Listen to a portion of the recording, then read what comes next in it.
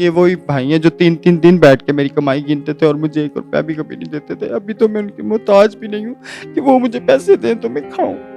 अब मुझे मारते इतना बुरे तरीके से तशद्दुद करते हैं मेरे पर और कोई भी मेरी हेल्प नहीं कर रहा। बहन भाइयों की मोहब्बत में वो मकान अपने वालिद को तोहफे के तौर पर गिफ्ट कर देती है। वालिद की वफात के बाद इसके भाई उस पर कब्जा कर ले देते हैं और रीमा को उस घर से निकाल देते हैं। तो मैंने ये सोचा चले मैं कहीं गिरवी कर ले लेती हूँ 10-12 लाख का।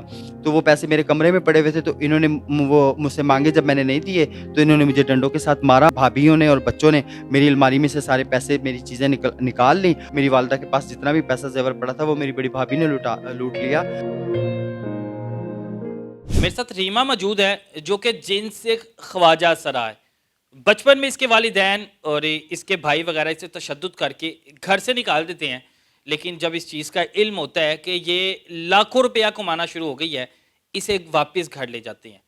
वापस घर ले जाने के बाद इसकी मालो दौलत पर कब्ज़ा करते हैं। इसके पास जितनी भी जमा पूंजी होती है उस पर कब्ज़ा करते हैं, वो हथिया लेते हैं। इसके बाद इसके नाम एक मकान था। ये मोहब्बत में वालिद की, बहन भाइयों की मोहब्बत में वो मकान अपने वालिद को तोहफे के तौर पर गिफ्ट कर देती है। वालिद की वफात के बाद इसके भाई उस पर कब्जा कर ले देते हैं और रीमा को उस घर से निकाल देते हैं, यानी अपने घरों ही काटते हैं। बाकी कहानी क्या थी और ईद वाले दिन जो रीमा पर तशद्दुद किया गया है उस बारे में जानते हैं। रीमा, ये क्या कहानी है, कहाँ से शुरू होती है? ये शुरू होती है मेरी जब उम्र थी तकरीबन 7-8 साल, तब से ये कहानी शुरू हुई। पहले तो बचपन था, पता नहीं था। लोग ऐसे ही जिसके पास भी जाती थी हज़ारों रुपए मेरे हाथ में दे देते थे। मुझे समझ नहीं आती थी क्यों देते थे पैसे मुझे। और बस ऐसे ही करते-करते मेरे घरवालों को पता चला कि इसे डांस का शौक है। उन्होंने, मेरे भाइयों ने और मेरे वालिद साहब ने मुझे मारा, पीटा, मुझे घर से निकाल दिया कि आज के बाद हम ना देखें तुम नाचो। तो मैंने कहा मैंने तो नाचना नहीं छोड़ना। तो उन्होंने घर से मुझे निकाल दिया। मेरे वालिद साहब के साथ किसी ने धोखा किया, उनसे 2 लाख ले लिया। वो उनसे बंदोबस्त नहीं हुआ क्योंकि वो बारदाने का काम करते थे, साइकिल पे टीन डब्बे वगैरह जो लेते थे 100 कभी 200 ऐसा कमा कर लाते थे। तो फिर उनको मेरी याद आई कि रीमा के पास जाते हैं, तो एक दिन मेरे पास आए हैं। तो उन्होंने मुझे अपना दुःख दर्द सुनाया, मुझसे बर्दाश्त नहीं हुआ। मैंने कहा अब्बू जी मेरे पास पैसे पड़े हुए हैं, मगर मुझे नहीं पता कितने हैं। उस टाइम मैंने जब अपनी अलमारी से पैसे निकाला तकरीबन 2.5 लाख रुपया था और मेरे वालिद साहब ने बड़ी खुशी से मेरे माथे को चूमते हुए मुझे घर ले गए और मुझे कहा कि चलो बेटा, आज के बाद तुम्हें घर से मैं देखूँगा कौन निकालता है। मेरे भाइयों को भी उन्होंने जाके डाँटा कि खबरदार, आपने आज के बाद इसके साथ ऐसा नहीं करना। जब मेरे भाइयों को पता चला मैं पैसे कमाती हूँ, मेरे भाइयों ने मेरे लिए फ़ंक्शन बुक करना शुरू कर दिया। मेरे भाइयों ने बैग पे खुद जाना शुरू कर दिया। मुझे अकेले लेकर जाते थे, मेरे साथ किसी और डांसर को भी नहीं लेकर जाने देते थे। कहते थे नहीं, तुमने अकेली ने डांस करना, किसी को क्या ज़रूरत है। बड़ा भाई मेरा बैग पे बैठता था, ये 2 भाई छोटे जो हैं वो पैसे उठाने जाते थे। आज ये हुआ है कि मैंने अपनी मेहनत से जो है इनको जो मैंने दिया, इनके नसीब, जो इनको इन पे मैंने खर्चा वो इनके नसीब। जो मेरी ज़िंदगी भर की मेहनत की कमाई है वो मेरा घर मैंने अमानतन तौर पे अपने वाले साहब के पास उसके कागज़ात रखवाए थे, क्योंकि मैं अंदर-बाहर जाती थी, मेरा और तो कोई घर नहीं था, फैमिली में ही रखवाने थे।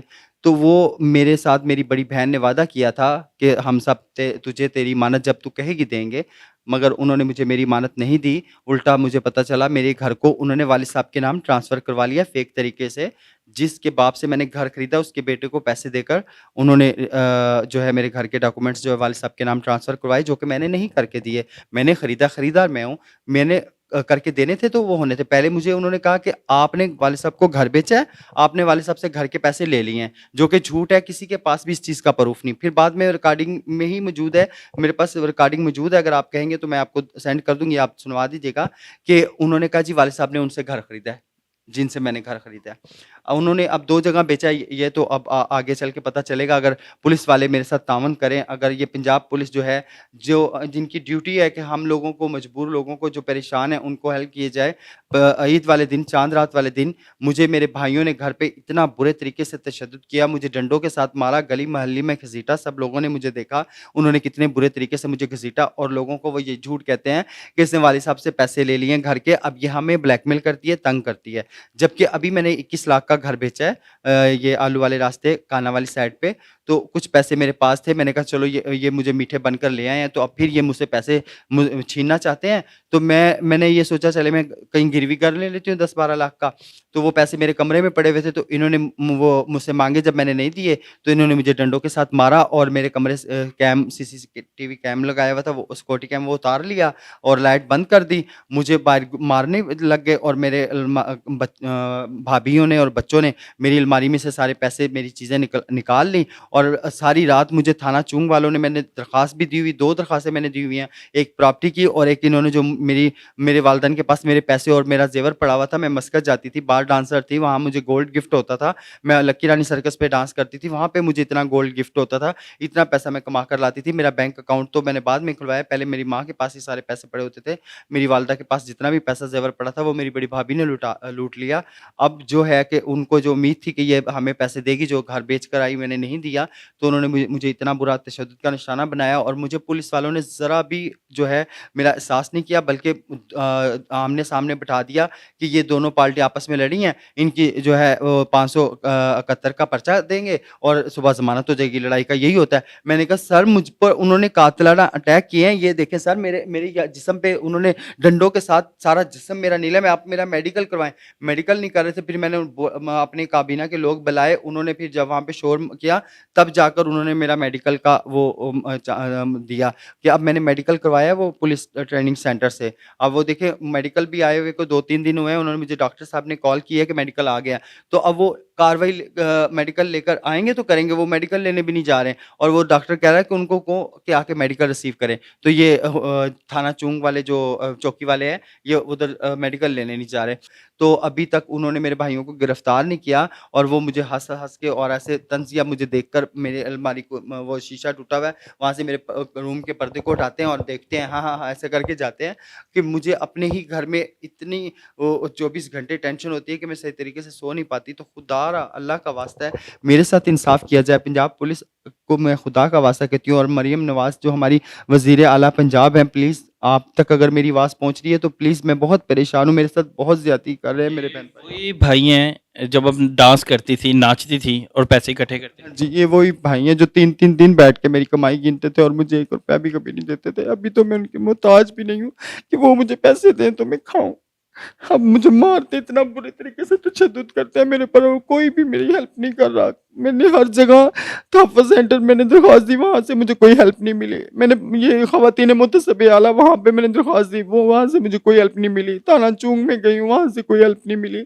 एक एनजीओ 4 अदारा है, वहाँ गई हूँ। नीली राणा के दफ़्तर गई हूँ, सैमा भट्ट के दफ़्तर गई हूँ। सभी एनजीओज़ में धक्के खा लिए, कोई भी नहीं मेरी बात सुन रहा।